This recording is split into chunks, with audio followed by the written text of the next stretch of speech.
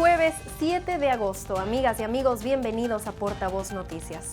Estos son nuestros principales titulares. En el interior del ejército de Valdivia, una capitana acusa a un colega de haberla agredido sexualmente en febrero. El imputado fue desvinculado mientras se realizan las investigaciones correspondientes. En Puerto Montt, un menor fue apuñalado en el cuello por otro adolescente de 15 años. Ayer miércoles se llevó a cabo la audiencia donde se decretó su detención. Sin embargo, esta fue decretada como ilegal. PDI Punta Arenas fiscalizó 14 barberías en las que se encontraron con varios extranjeros que no cumplían con las leyes migratorias. Uno de ellos será expulsado del país. Esto y más en Portavoz Noticias. Asociación Regional de Canales de Televisión de Señal Abierta de Chile, Arcatel, presenta Portavoz Noticias. Se dio a conocer una grave denuncia al interior del ejército en Valdivia.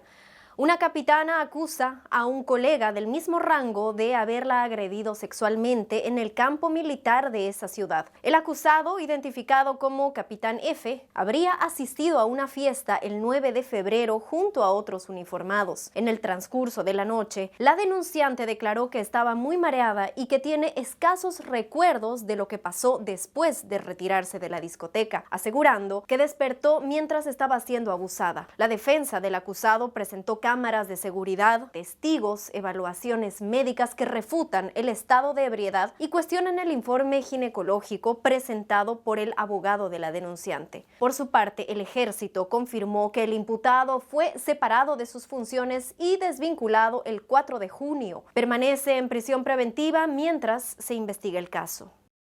En Puerto Montt, un menor de 16 años se encuentra en riesgo vital tras haber sido apuñalado por otro adolescente de 15 años a las afueras del Mall Costanera. Durante la mañana de ayer miércoles se desarrolló una audiencia de control donde se decretó su detención como ilegal, negando la medida cautelar de internación provisoria. Fiscalía apelará la medida a la Corte de Apelaciones. Vértice TV tiene todos los detalles. El hecho se registró pasadas las 18 horas del martes cuando por causas que están siendo investigadas un adolescente infirió una herida cortopunzante en el cuello a otro menor de edad de 16 años, esto a las afueras del ingreso del Mall Paseo Costanera en el llamado Túnel de los Vientos. La mañana del miércoles se desarrolló la audiencia de control de la detención del menor de edad de 15 años. En esta, en la que no se permitió el acceso a la prensa, se decretó la detención como ilegal, negando la medida cautelar solicitada por Fiscalía de Internación Provisoria, por lo que el Ministerio Público apelará la medida a la Corte de Apelaciones de Puerto Montt. Tenían rencillas o problemas anteriores, lo que fue el motivo o el móvil de la agresión.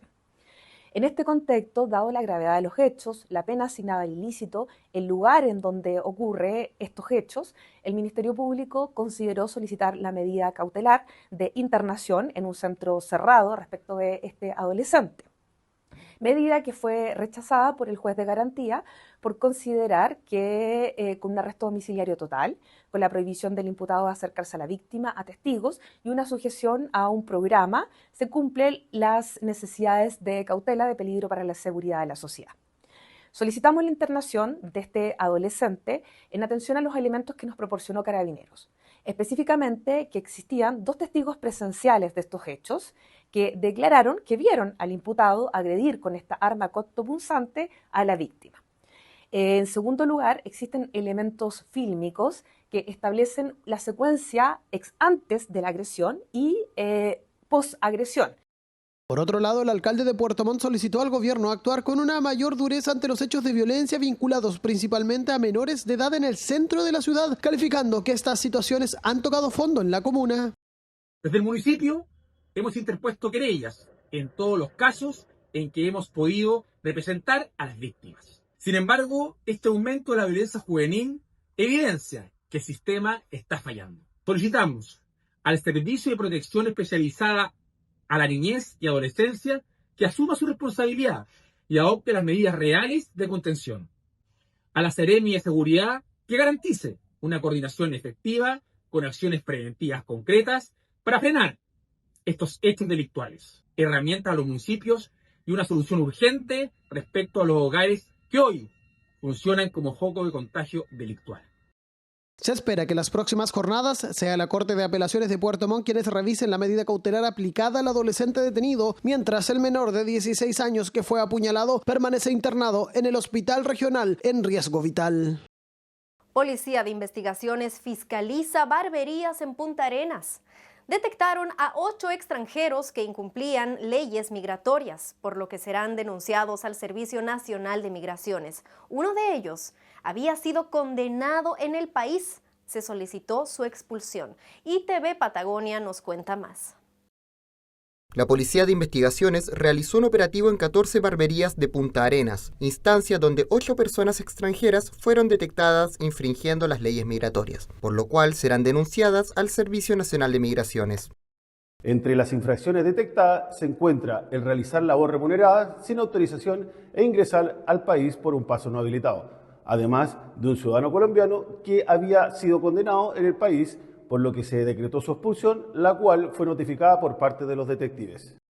Por su parte, autoridades destacaron el operativo liderado por el Departamento de Migraciones y la Policía Internacional junto a otras secciones de la PDI. Este es un trabajo también intersectorial porque sabemos que la seguridad es una preocupación permanente de la ciudadanía y trabajaremos en aumentar la sensación de seguridad de los habitantes de la región de Magallanes. De esta manera, también se dio a conocer que próximamente se harán operativos similares en otras comunas de la región. En Temuco se llevó a cabo la audiencia de formalización de cargos contra 2 sujetos acusados de haber dado muerte a un hombre tras brutal golpiza. El Ministerio Público les imputó cargos por homicidio con alevosía y ensañamiento. Podrían arriesgar hasta 20 años de cárcel. UATV tiene todos los detalles. En el Tribunal de Garantía de Temuco se llevó a cabo la audiencia de formalización de cargos contra los 2 acusados, Nelson Carrasco y Johanny Erices, quienes fueron sindicados como responsables de dar muerte a la víctima en un contexto de consumo de alcohol. El Ministerio Público les imputó cargos por homicidio con alevosía y ensañamiento, lo que podría significar penas superiores a los 20 años de cárcel. El tribunal decretó la medida cautelar de prisión preventiva para ambos imputados, mientras se desarrolla la investigación, la cual tendrá un plazo inicial de 4 meses. Sí, esto se produce en un contexto en que los imputados y la víctima se encontraban ingiriendo bebidas alcohólicas para luego ser agredidos de manera reiterada por ambos imputados y en distintas ocasiones, causándole en definitiva bastantes lesiones que le causaron la muerte en el hospital regional a la víctima. La pena que arriesgan ellos es una pena bastante alta que puede llegar hasta el presidio calificado. Durante la audiencia también se dio a conocer que uno de los involucrados se encontraba cumpliendo una pena sustitutiva de remisión condicional al momento del crimen. La defensa de los imputados solicitó que el cumplimiento de la prisión preventiva se realice en un centro penitenciario fuera de Temuco, argumentando temor a represalias por parte de otros internos. Esta solicitud será evaluada por Gendarmería, que deberá determinar si existen las condiciones para el traslado. Y llegó el momento de recorrer el país. Vamos a revisar el informe del tiempo. Partimos en el norte para esta jornada de 8 de agosto. En Calama el sol estará completamente radiante. La temperatura mínima será de 0 grados y la máxima alcanzará 22.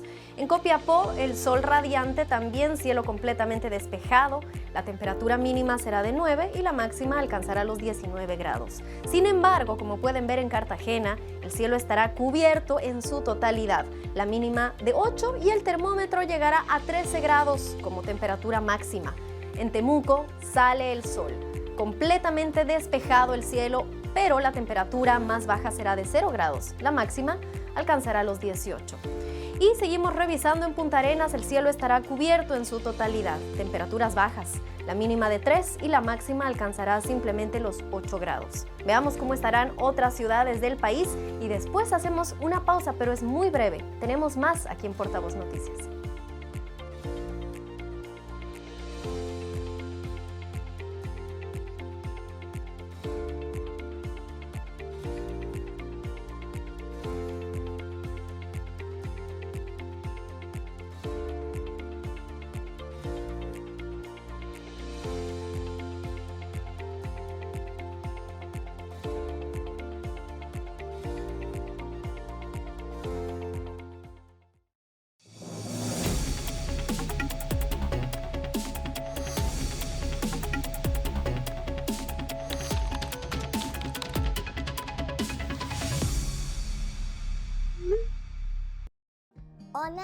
soy Josefa y así nací.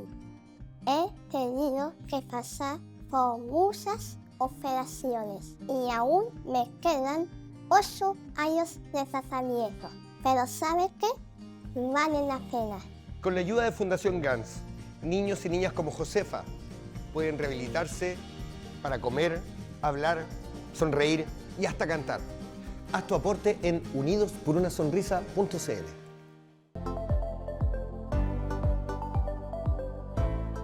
Amigas y amigos, bienvenidos a Portavoz Te Cuida. La cesárea es un procedimiento quirúrgico que se utiliza para el nacimiento de un bebé cuando el parto vaginal no es posible o existe un riesgo para la madre o el bebé. Si bien es una intervención segura, es importante conocer los diferentes aspectos que involucra, como el dolor asociado, los cuidados y la recuperación postoperatoria para garantizar el bienestar de la madre y del recién nacido. Hoy conversamos acerca de este tema. Le damos la bienvenida a la doctora Javiera Valdivieso, gineco-obstetra de Clínica Universidad de los Andes. Doctora, bienvenida a Portavoz Te Cuida. Hola, ¿cómo están? Buenos días. Muy agradecidos con ustedes por su tiempo, por este espacio, por la información que nos va a entregar, porque si bien siempre se dice que el parto natural obviamente es la mejor opción, queremos saber en qué casos es recomendable una intervención como esta, como es la cesárea. Como tú muy bien dices, se ha tendido a minimizar lo que es la cesárea, tomándolo como que fuera igual que un parto vaginal. Y la verdad es que siempre la vía de elección para nacer es el parto vaginal y uno se la juega como corresponde y obviamente de una manera segura para ofrecer un parto vaginal a las pacientes. Pero obviamente no en todas las pacientes logramos un parto vaginal, ya sea o porque no hay progresión o es un recién nacido muy grande o hay ciertas patologías que te obligan al final a operar al final, porque la cesárea es una cirugía, no es una cosa sencilla, es una cirugía, tiene más complicaciones, tiene más riesgo, pero efectivamente a veces, como no podemos dar parto, tenemos que optar por la cesárea, y esto es muchas veces en guaguas que son muy grandes, que sabemos que no van a pasar por parto vaginal, complicaciones como fetos que están restringidos, con fetos más chiquititos, que sabemos que si se someten a un parto vaginal podrían sufrir alguna hipoxia, algún evento con disminución de oxígeno, entonces necesitamos operarla. Pacientes que tienen placenta previa, esto es una placenta que ocluye el canal de salida, o sea, el orificio cervical interno, y en ese caso, obviamente, como tenemos la placenta por delante de la presentación del feto, bueno, no hay otra forma de sacarlo que por una cesárea. Patologías maternas de repente, que pueden ser cardiopatía, o no sé, a veces que tienen aneurismas cerebrales que contraindican el pujo, síndromes hipertensivos o pacientes que están muy graves, que tenemos que sacarlos al final por vía cesárea. Eso principalmente. Doctora, ¿qué es una presentación podálica? La presentación podálica, que también es una indicación de cesárea, es que el feto, en vez de presentarse de cabeza, que es lo habitual, la guagua debería nacer por el canal vaginal de cabeza, a veces presenta el polo podálico, o sea, está sentado. Y eso contraindica un parto. Lo que sí se puede hacer es hacer una versión externa, eso significa dar vuelta a la guagua y ponerla de posición cefálica, o sencillamente ofrecer una cesárea. ¿Por qué? Porque una podálica tiene más riesgo de complicaciones neonatales cuando sale por parto que cuando sale por cesárea. ¿Y en qué momento del embarazo se puede determinar si es que se va a necesitar una cesárea o va a ser un parto vaginal? A ver, lo que yo siempre le digo a las pacientes es que es parto hasta que se demuestre lo contrario. Entonces, todas las embarazadas parten con la premisa de que pueden tener un parto. Salvo que tengan, por ejemplo, una cirugía uterina como una miomectomía con ingreso, que es sacar los miomas uterinos, con ingreso a la cavidad, que sabemos que aumenta el riesgo de rotura uterina, por lo tanto, esa paciente cuando se embarace va a requerir una cesárea.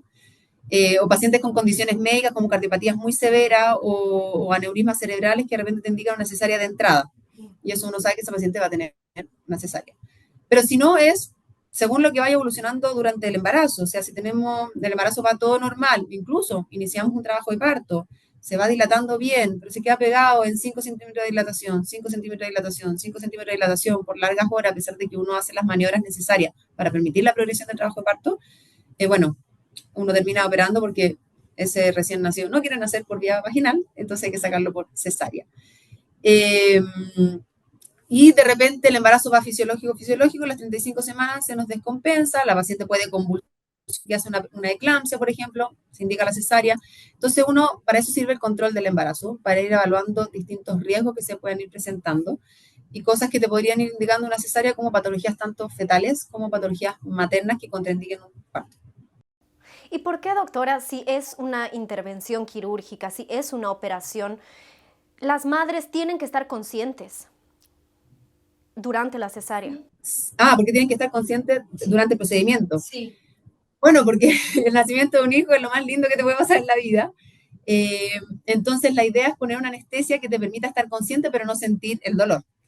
Y la idea de eso es que tú puedas conocer a tu hijo, que nazca y que puedas conocer a tu hijo y no tiene necesidad de una anestesia general, porque lo que tú necesitas es dormir de la cintura hacia abajo, en la zona de la incisión. Y la ventaja que tiene eso, como te digo, es que tú sacas al recién nacido y se lo muestras a la mamá y el papá inmediatamente y se puede empezar el apego inmediatamente sin necesidad de tener que esperar a que la mamá se despierte, terminar el procedimiento para después recién pasárselo. Hay condiciones cuando las pacientes están muy graves en que uno, para operar una cesárea de urgencia, por ejemplo, tiene que dormir a la paciente porque es una forma de dar una anestesia muy rápida. Entonces ahí, claro, uno duerme a la paciente está inconsciente con anestesia general, y ahí tú operas, y bueno, y hay que esperar después que se recupere, que se despierte, y habitualmente esto está en un contexto de una paciente que está muy grave, entonces en verdad no es como que uno después le pueda pasar el recién nacido a la mamá, ahí uno obviamente hace muy partícipe al papá, pero lo ideal es con anestesia raquídea, que te duerme de la cintura hacia abajo para que tú no sientas nada, pero seas consciente de lo que estás viviendo y puedas recibir a tu hijo. Claro, claro, el momento más inolvidable, ¿cierto?, en la vida de una madre. Y doctora, ¿qué sucede con los órganos que se encuentran alrededor o cerca, mejor dicho? Como toda operación puede implicar algún tipo de riesgo, ¿cierto? ¿Cuál es el riesgo en el caso de las cesáreas? Claro, la cesárea tiene aumentado todos los riesgos versus un trabajo de parto, no solamente el momento de la intervención, sino que a posteriori. Dentro del momento de la intervención, claro, uno como ingresa a la cavidad abdominal, o sea, al abdomen, tiene que tener cuidado con las distintas estructuras. Uno cuando ingresa, como tiene este útero grávido, lo primero que uno ve es el útero, pero ahí tenemos la vejiga que está muy cerca del útero y uno tiene que preocuparse de rechazarla y bajarla. Y en pacientes que tienen cesáreas, esta disección o esta separación puede ser mucho más difícil y por eso uno es más proclive al parto, porque mientras más cesáreas, cada cesárea es más difícil y cada cesárea tiene más riesgos, tanto para el intraoperatorio como para el postoperatorio. Entonces ahí tenemos la vejiga que está cerca y efectivamente uno tiene que tener cuidado y hacer disecciones lejos de la vejiga y bueno, si se lesiona, repararla. Está el intestino, que el intestino, como está el útero muy grande, se rechaza hacia atrás y hacia arriba, entonces es menos probable que uno tenga el intestino como en el campo quirúrgico, pero sí puede generar adherencias como cicatrices en que el intestino se pega a la pared abdominal, entonces cuando uno ingresa puedes tener intestino pegado a la pared abdominal que tienes que rechazarlo para no perforarlo. Y es eso principalmente, intestinal, vesical, obviamente aumenta el riesgo de infecciones porque es una zona que está estéril y yo estoy abriendo la piel que tiene bichos, el útero que tiene bichos, entonces al final tiene más riesgo de infecciones, tiene más riesgo de tromboembolismo pulmonar, de tromboembolismo de cualquier venoso en las piernas, porque hay más reposo, porque es una intervención quirúrgica que aumenta el estrés, hay más riesgo de casi todo, la recuperación es mucho más lenta porque es más doloroso que un parto. El parto uno las ve al día siguiente, si bien tienen molestia, pero se mueven, se paran y cada parto es de mejor recuperación versus la cesárea, que es un postoperatorio sin reposo. Es el único postoperatorio que uno no hace reposo porque tiene que hacerse cargo de una criatura recién nacida. Claro. Entonces, no es menor, si bien es bastante segura porque hacemos todo lo posible porque sea una intervención muy segura, con todos los protocolos y precauciones que corresponden, y después tratamientos a posteriori y prevenciones de complicaciones a posteriori, igual sigue siendo una intervención quirúrgica. Bueno, y como nos decía, igual cuando una mujer después de una cesárea tiene que pararse, tiene que atender al bebé, pero de todos modos me imagino que hay recomendaciones, ¿cierto? ¿Cuánto tiempo tiene que cuidarse? ¿Cómo es el cuidado que tiene que tener? Bueno, el cuidado es, porque uno después del parto tiene que cuidar el piso pélvico, una buena recuperación, la pared abdominal, pero acá además tenemos que cuidar esta herida. Entonces, cuando uno ingresa a la cavidad abdominal, tiene que disecar y cortar músculos y fascias y aponeurosis que le dan este sostén a la pared abdominal, porque si no, nos vamos a herniar. O sea, es una zona de muy poca prevalencia de hernias. Cuando uno hace una incisión en la pared abdominal, tiene riesgo de que esa cicatrización genere un defecto en la pared abdominal y por ahí salga después del intestino una hernia. En la cesárea es muy poco probable que eso pase, porque es una zona de poca tensión, digamos, pero igual tenemos que cuidar que no haya una dehiscencia, o sea, que se abra esta herida. Entonces, hay que cuidar la fuerza, tanto por el dolor como por el riesgo de alguna hernia o visceración o que se abra la herida.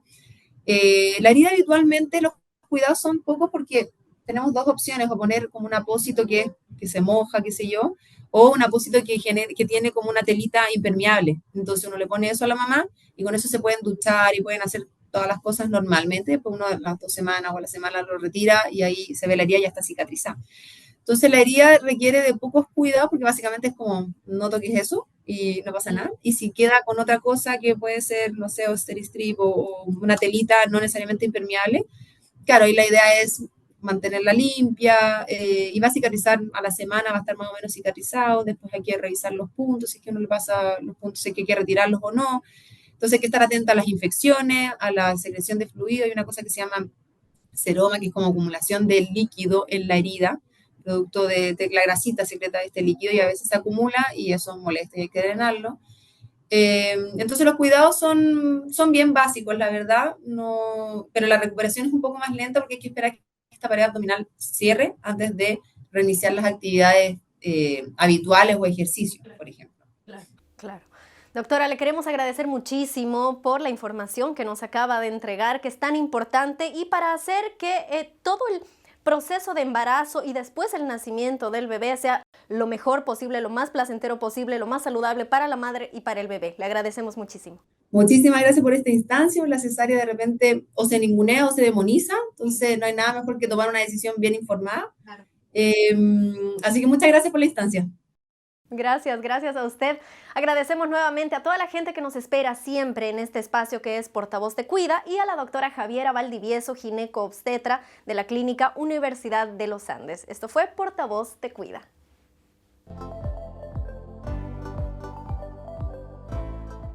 Hola, soy Josefa y así nací. He tenido que pasar por muchas operaciones y aún me quedan 8 años de tratamiento, pero ¿sabe qué? Vale la pena. Con la ayuda de Fundación GANS, niños y niñas como Josefa pueden rehabilitarse para comer, hablar, sonreír y hasta cantar. Haz tu aporte en unidosporunasonrisa.cl.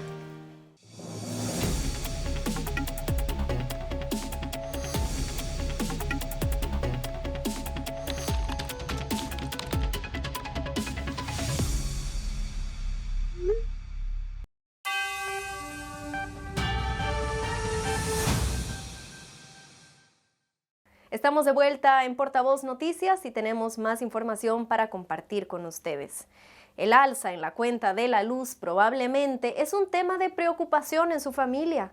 Es por eso que la Cámara de Diputadas y Diputados aprobaron el proyecto que exige al gobierno aplicar medidas de mitigación y renegociar contratos con las empresas eléctricas y suspender el cobro del IVA durante el invierno, entre otras medidas. El diputado Jaime Araya señala que el alza de tarifa ha sido desigual en el país y que tenemos la energía eléctrica más cara de América Latina. Antofagasta TV tiene la nota. La Cámara de Diputadas y Diputados aprobaron el proyecto que exige al gobierno aplicar medidas de mitigación por alzas de la luz, mediante un proyecto de autoría del diputado Jaime Araya, algo que insta al gobierno a renegociar contratos con las empresas eléctricas, subsidios y suspender el cobro de IVA durante el invierno. Durante mucho tiempo un grupo importante de diputadas y diputados le hemos solicitado al gobierno que insista en lo que para nosotros es la solución a este tema, que es la renegociación de los contratos. Contratos que son caros, fósiles, contaminantes, y de ese punto de vista son tremendamente inconvenientes para los intereses de nuestro país, pero fundamentalmente para la vida y la salud de las personas, pero también para los presupuestos familiares. La iniciativa destaca que el impacto del alza tarifaria ha sido desigual a lo largo del país, donde por ejemplo en la región de Antofagasta el incremento alcanzó un 81% y un 76% para Aysén, mientras que en Atacama llega al 67% y un 59% en Magallanes. No se entiende que Chile, que tenía una promesa para la ciudadanía de tener energía limpia, no contaminante y barata, hoy día tenga energía que es probablemente la más cara de América Latina. Y particularmente en la región que yo represento, presidente, la región de Antofagasta, el alza acumulada de la luz llega a un 81%. 81% le ha aumentado el costo de la energía eléctrica en la capital mundial de las energías renovables no convencionales. Proyecto que busca mitigar las cuentas de energía eléctrica que favorecerán tanto a clientes residenciales como pequeñas y medianas empresas del país y de la región de Antofagasta. Los capibaras siguen siendo los juguetes más solicitados para este próximo Día de la Niñez. La demanda ya comienza a notarse y es por eso que se realizaron fiscalizaciones en el comercio de juguetes. ¿Qué es lo que verifican? UATV nos entrega más detalles. Con la llegada del Día del Niño, los juguetes vuelven a ser protagonistas. Y si bien las ventas todavía no alcanzan los niveles esperados según los propios locatarios, la demanda comienza a notarse, sobre todo por productos como peluches de capibaras, que siguen siendo el regalo estrella. Sí, hemos estado viendo que compran los peluches y los juguetitos, está un poquito más lento, pero no sé.